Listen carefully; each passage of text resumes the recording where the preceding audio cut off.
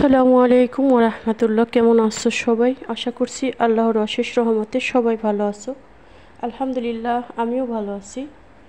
শুরু করলাম আর একটা লাইফস্টাইল নতুন ব্লগ ভিডিও। আশা করছি ভালো লাগবে। খুব সহজ সাধারণভাবে আমি তেলাপিয়া মাছের মালাইকারি এবং তেলাপিয়া মাছ দিয়ে লাউ দিয়ে রান্না করব। তো রান্না করার জন্য প্রথমে মাছটা আমি ভেজে নেব। এটা আমি রান্না করার জন্য 3 পিস মাছগুলি অনেক বড়, যার জন্য ভেজে রান্না করব আর কি, মানে কেটে ভাজি করব। তো মাঝখান দিয়ে কেটে মাছটাকে আমি সুন্দর করে রান্না করে নেওয়ার জন্য নিয়ে ভেজে নিচ্ছি। দেখতে থাকো, জানি না কেমন হবে আজকের ভিডিও। আর এইখানে ওমানের জনপ্রিয় একটা খাবার, সেটা হচ্ছে মুগ ডাল দিয়ে আর চাল দিয়ে খুব মজার একটা রেসিপিটা আমি করেছি আর খেতে ভালো লাগে। কিন্তু এখানে হচ্ছে এই যে মুগ ডালের যে খোসাটা আছে না, ওটা ফালায় না এরা, ওটা সহকারেই খেয়ে নেয়, যার জন্য মানে খেতে তেমন আমার কাছে ভালো লাগে না। যাই হোক, পুরো ভিডিওতে চলে আসি। এখন এই যে মাছটা ভেজে নিচ্ছি আর এই মুগ ডাল সেদ্ধ করছি।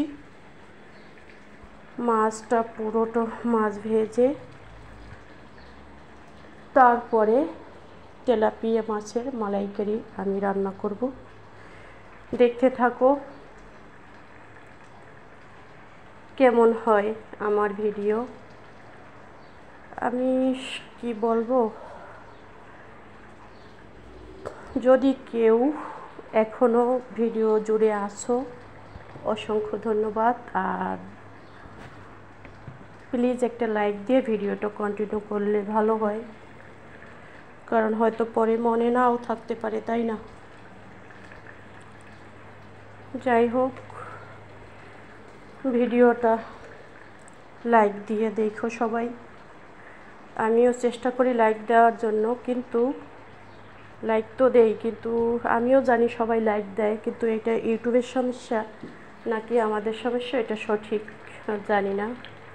কেন জানি লাইক একদম কম আসে, কমেন্ট যদি 60-70 আসে, লাইক আসে মাত্র 40-50টাও আসে না। কী সমস্যার কারণে এটা সঠিক আমি জানি না। তো প্লিজ সবাই একটা লাইক দিয়ে ভিডিওটা দেখলে ভালো হয় মনে হয়, জানি না, বললাম আর কি। আর এইখানে পেঁয়াজটা হালকা ভেজে তারপরে একটা টমেটো গ্রেটার দিয়ে গ্রেট করে দিয়ে দিছি। আর আমি বিশেষ করে এভাবেই রান্না করি, খেতে তো আমার কাছে অনেক মজা লাগে। সবার রান্না একরকম হয় না, হবেও না, সম্ভব না, তাই না? এক একজনের রান্না এক এক রকমের, এটা স্বাভাবিক। এই যে এখন এটাকে সুন্দর করে কষিয়ে রান্না করব। এখানে কিন্তু টমেটো সস দিয়ে দিছি, টমেটো সস। আর ওই সাইডে আমি রান্না করার জন্য আমার লাউ দিয়ে মাছ দিয়ে রান্না করব, যার জন্য ওই সাইডে আবার মশলা কষিয়ে নিচ্ছি, কারণ ক্যামেরায় এতটুকু দেখা যাচ্ছে না।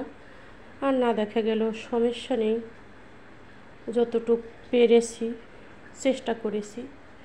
এইখানে মশলা যা যা লাগে, আদা, জিরা, গরম মশলা সব কিছু একসাথে পানি দিয়ে গুলিয়ে দিয়ে দিছি। এখন এটাকে কষিয়ে নেব। তারপরে বাটি ধুয়ে একটু পানি দিয়ে দিলাম। ভিডিও কেমন হয় আশা করছি ভালো লাগবে, কারণ চেষ্টা করতেছি অনেক কিভাবে একটা ভিডিও ভালো বানানো যায়। লবণ দিতে কিন্তু ভুলেই গেছিলাম, এখন লবণটা দিয়ে নিচ্ছি। এই হলো অবস্থা। আর ওই সাইডে আমার মশলাটা কষিয়ে রান্না করতেছি।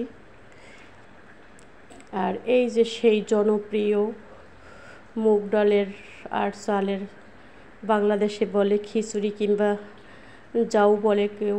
এই তো রান্না করে নিচ্ছি। পানিটা একটু কম হচ্ছে, আর একটু পানি দেবো আমি একটু পরেই, দেখতে হয়তো দেখা নাও যেতে পারে। এখন এখানে মশলাটা আমার কষানো শেষ মাছের জন্য। এখন আমি এখানে দিয়ে দিতে হবে ওই যে নারিকেলের পাউডার। ওই যে এখন আগে আমি লাউটা দিয়ে কষিয়ে নিতেছি, ওই সাইড আবার মশলা হয়ে যাচ্ছে। মানে একটা হাত তো কয় দিকে দেওয়া যায়, সব দিকেই তো কম বেশি চেষ্টা করছি। ওখানে লাউটা কষিয়ে নিচ্ছি সুন্দরভাবে, হতে থাকুক ওটা। আর এইখানের কাজ আবার শুরু করতে হবে। এই যে নারকেলের প্যাকেটটা খুলে এখন এটা দিয়ে দিতে হবে, দেবো আর কি। এই যে নারকেলের, যাকে বলে নারকেলের দুধ, সেটাকে দিয়ে দিচ্ছি। এটাকে সুন্দর করে বলক আসার সাথে সাথে মাছগুলি ঢেলে দেব। হয়ে যাবে আমার আজকের রান্না বান্না। এটাই ছিল আজকের রান্না আর আজকের রেসিপি। যে মাছ দিয়ে দিচ্ছি। আর মোবাইলে কি সমস্যা হয়েছে জানি না, আমি যে মোবাইলের একটা লাইট ওপেন কইরা তারপর ভিডিও করি, ওটা বারবার অফ হয়ে যায়। অফ হয় কেন জানি না। এই যে মাছটা দিয়ে দিছি মালাইকারির জন্য, যে এটা হতে থাক। এই যে 3-4টা চুলা ধরিয়ে দিছি যাতে তাড়াতাড়ি হয়ে যায়। রান্নাটা খেয়ে সবাই প্রশংসা করছে। এই যে তেলাপিয়া মাছের মালাইকারি। তো জানি না কে কে আসো এই পর্যন্ত। হয়ে গেছে আমার রান্না। আসসালামু আলাইকুম ওয়া রাহমাতুল্লাহ। সবাই ভালো থেকো। আল্লাহ হাফিজ।